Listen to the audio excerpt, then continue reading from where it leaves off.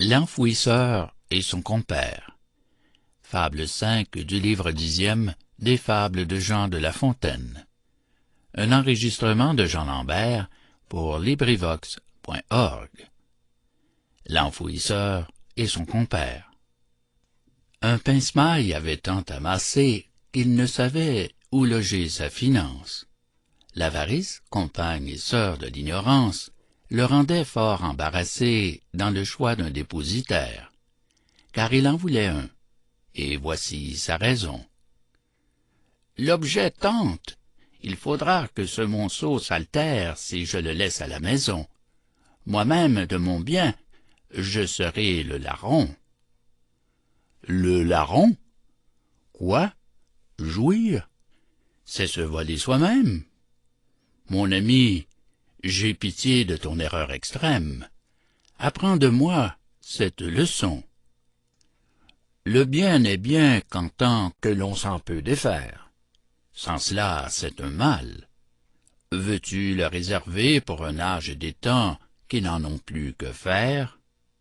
La peine d'acquérir, le soin de conserver, ôte le prix alors qu'on croit si nécessaire. Pour se décharger d'un tel soin, notre homme eût pu trouver des gens sûrs au besoin. Il aima mieux la terre, et prenant son compère, celui-ci l'aide. Ils vont enfouir le trésor. Au bout de quelque temps, l'homme va voir son or. Il ne trouva que le gîte. Soupçonnant en bon droit le compère, il va vite lui dire « Apprêtez-vous, car il me reste encore quelques deniers.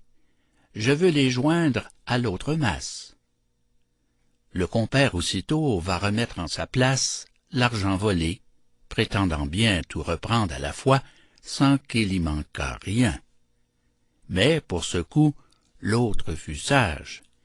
Il retint tout chez lui, résolu de jouir, plus n'entasser, plus n'enfouir. Et le pauvre voleur, ne trouvant plus son gage, pensa tomber de sa hauteur. Il n'est pas malaisé de tromper un trompeur. Fin de L'enfouisseur et son compère. Fable 5 du livre 10e des Fables de Jean de La Fontaine. Cet enregistrement fait partie du domaine public.